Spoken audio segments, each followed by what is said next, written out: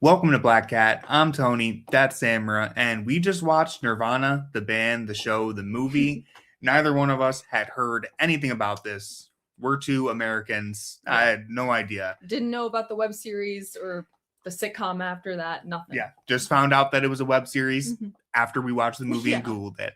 All I saw was the promotional stuff for this. I didn't even see a trailer. I just saw the posters, the Marty Supreme ripoff IMAX poster, and everyone on Twitter, on Letterboxd is just saying, you got to go see this movie. It doesn't matter if you know what this thing is. Go see it. And I'm here to say the exact same thing. Yeah. Go see it. Go see it. If you're watching this video and you haven't seen the show, the movie, whatever it is, just go check it out. You'll have a good time. I don't really want to get into any specifics without giving a spoiler review. So that's why I'm just telling you, if you want to see just an old-fashioned comedy movie, go see it now while it's in theaters. Definitely check it out for sure. I think this is, so far, out of the 5 new releases I've seen this year, this is the best one. Yeah. I know I was telling you, I think it's up there with the Bone Temple. I feel like they're both on the same level in terms of how good they are. Not in terms of the type of movie, but very different types of movies. This movie, Nirvana, the band, the show, it's barely even it's not really a movie. It doesn't feel like a movie. It's more an experience. And so we'll get into a little bit here without going full spoilers. This is kind of like a mockumentary type of movie.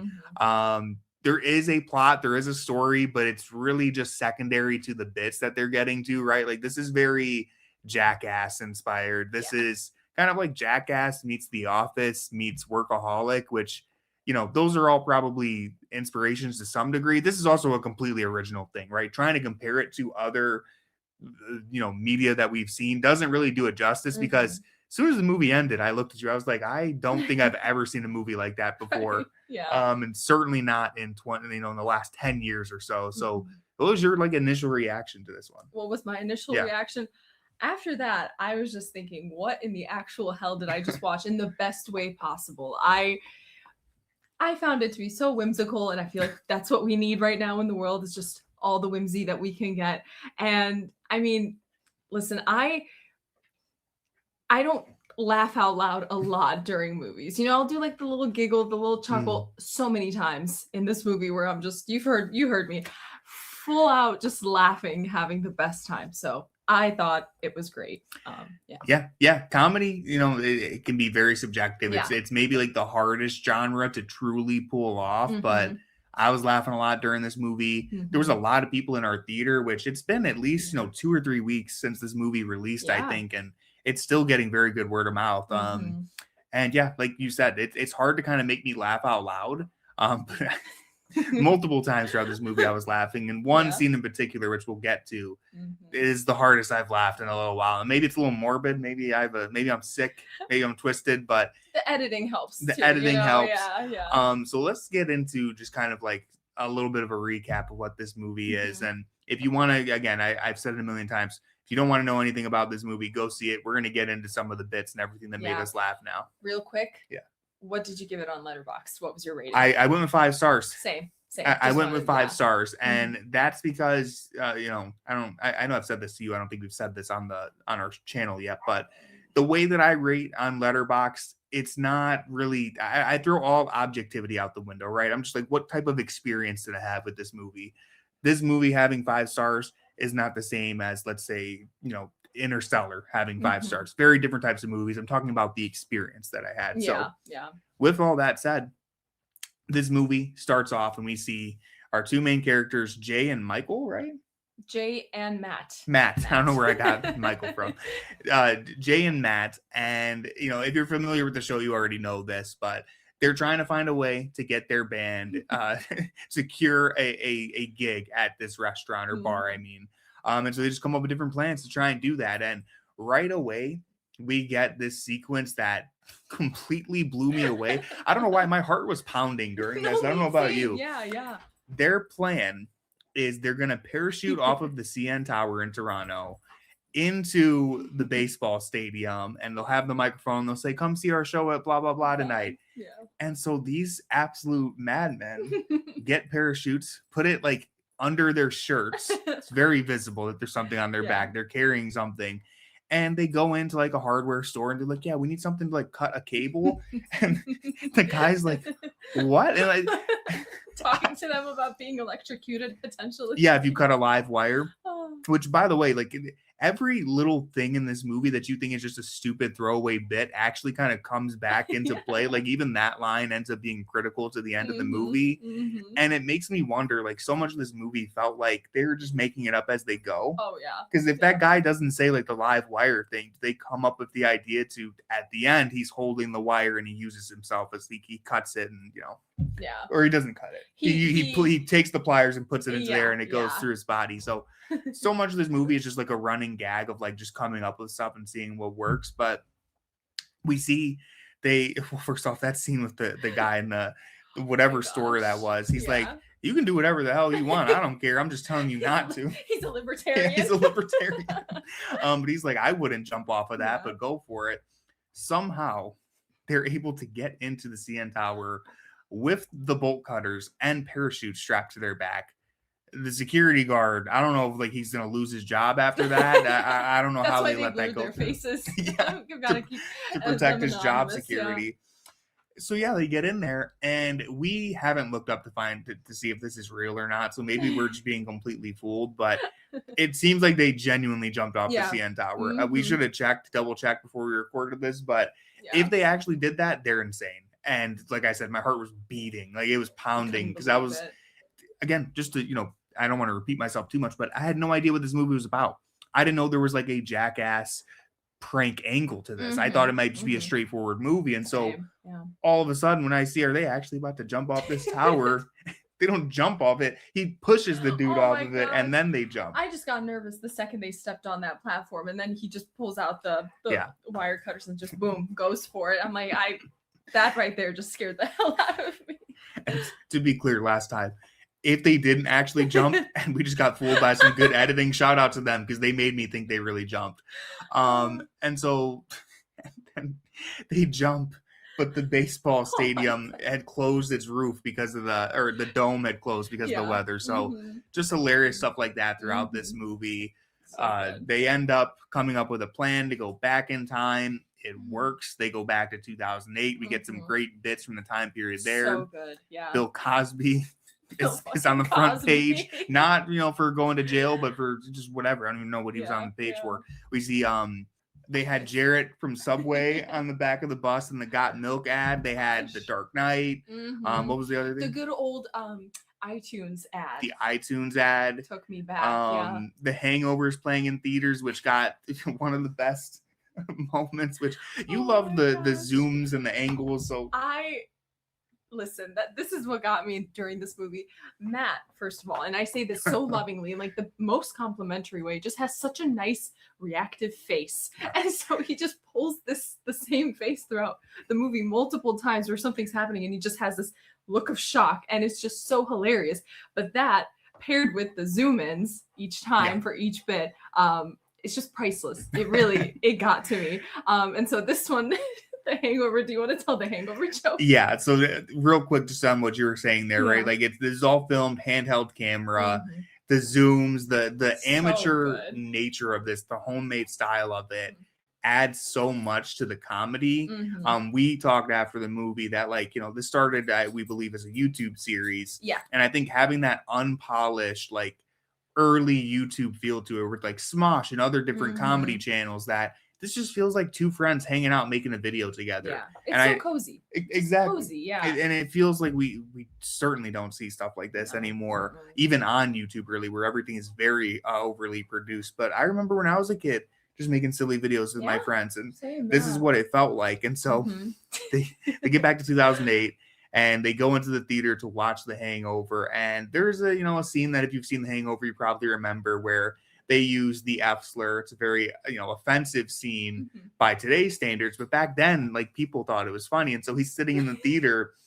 They haven't realized it's 2008 yet, to be clear. The signs are piling up, but they haven't realized they're back in time. The thing that signals to him that he's back in 2008 is that scene comes on and the audience is dying laughing. And he's like, And the best part is, I think the line is said like 2 or 3 times. Oh, yeah. Each time the theater just erupts in laughter, and he just keeps doing that same face Yeah. over and over with the zooms. Oh God. And so he runs out and he's like, Jay, like it's 2008. And so they cook up a plan to try and get back to the present. But as that's happening, we get these like crazy scenes from like, we're assuming these were filmed originally 17 years ago when they were younger, from 2008. It's old school footage. They're very, very young. And it's interspliced with like present day Jay and Matt, who are seeing their younger selves. And it seems like 17 years ago they filmed this, maybe knowing that they were going to film a movie 17 years later. Crazy, yeah. And if they didn't film it with that purpose, they just repurposed it. It works perfectly. It's phenomenal. It's phenomenal. The younger Jay's literally walking down the street. He goes, "Doesn't that guy look like me?" And then you see 17 years later them in the shots. Yeah, they're like trying to hide. Incredible work. I don't understand how they made this movie, but I want to know. I need behind the scenes. So, anyways, they end up, they're working their way back to present day, and Matt shows up and erases the whiteboard that has all their plans on it and says, "Don't play at the Rioli." Is that the name of Rivoli? Rivoli. I kept thinking the bar that they've been trying to play at, because him and Jay get into a little fight. Jay was going to kind of betray him, go perform somewhere else alone. He's fed up of 17 years of failed plans, and so he's basically like, "Well, let's see what happens when we get back to the future and you don't know me." Yeah, who's gonna be more famous? Who's gonna be more famous? Yeah. And immediately we see that Jay is so much more famous. He is like the most famous person in the world. Literally on a world tour. And Matt is just a loser doing the exact same thing with 3 new people. And he, not only that, he's in a cover band of Jay's music, and they have tattoos of Jay on their arms. First off, when they showed the tattoo, I didn't mention this, but I legitimately thought it was Luigi Mangione on his arm. It looks like Luigi. And then once I realized it was Jay, I was like, did he die? Yeah. But no, he's like the most famous artist in the world. And I love, this is a bit that you love that's recurring throughout the movie. You'll see an event take place, and then you will see black and white slowed down versions of it replay. And they just completely make up some shit that was not in the previous scene. They just add stuff that didn't happen. And so when he realizes that, they're in this alternate timeline and Jay's famous, it goes back and it shows Matt, and he's like, "Oh, we'll see who's more famous." All this, and it's like in the slow motion. He's like fighting himself. And so, so good. Jay's super famous now. Matt shows up to his concert. He's like, "Hey, he's man." He's got a backstage pass. He secured a backstage pass. He's like, "Hey, man, you remember me?" He's like, No, I don't really remember you. Security takes him away. And then we get to see what has been happening from Jay's perspective. And so he's living life. He's super famous. He's loving it. And it does the slow motion replay thing again, where it adds additional jokes where he's like, "Oh, that's my old friend. He's a little chubby. He's a little mentally ill." Like, it's so funny. And it's just the voice too, the voice effect of it being slowed down. It's just so funny. And then we get to the hardest I've laughed in a minute at a movie. Wait, real quick. I'm so sorry. What did I forget? Go ahead. Everyone away from that. But I think we forgot to mention Jay knows that they time traveled, right? Oh, yes. And he knows Jay's that aware. He's aware of it. And so he's kind of like pretending to fake, like forgetting everything that happened. Matt, poor innocent, naive Matt, believes that Jay's mind has been erased by the time travel. He writes that on the board. Jay is well aware of what's happening and just doesn't want to go back. He's just going along with, He doesn't want to go back. And so we see an earlier bit where Jay's pretty sad, depressed after their plan doesn't work. Yeah. And Matt picks up this like little airsoft pistol and shoots at him little beads. And I guess I'm assuming that's from the web series. I don't know. Probably, yeah. He said it's his favorite game. It's his favorite game. Yeah. And so Jay in his tour bus, he's there with his new posse who doesn't really seem like they vibe with him. Like it's very awkward. Yeah. And he sees this gun on the wall. And he goes, "You guys, like you didn't tell me you had this here." And it's so obvious where this is going, right? Like, that it's a real gun. Lord, I did not expect him to blow that dude's head off. like this movie, and it doesn't like kind of show it. You full on see his head just get popped. He accidentally shoots his friend. I swear I heard gasps in our theater when it happened. I swear. Whole audience gasped. And it happened so quick. And then it cuts immediately to this super realistic, like police press conference outside of his mansion. Like, there's been a shooting here, blah, blah.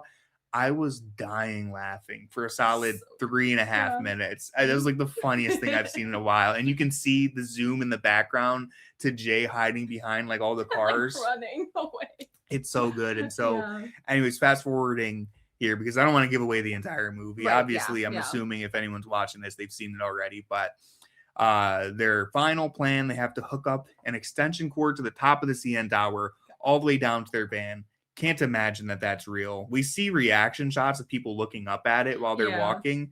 That's another thing that I wanted to mention. There's so many tiny interactions. They're filming this movie, but they're interacting with real people, just random civilians on the street. That leads to some really just like quick and funny moments. Like he's trying to get the extension cord to reach the power box, and there's this woman from France who's very drunk, and she's laughing at him. And he's like, "Oh, this is funny to you. My entire life's on the line." It's like little moments like that make this movie feel alive. Yeah, definitely. Yeah. And so the end result is, we kind of see it coming.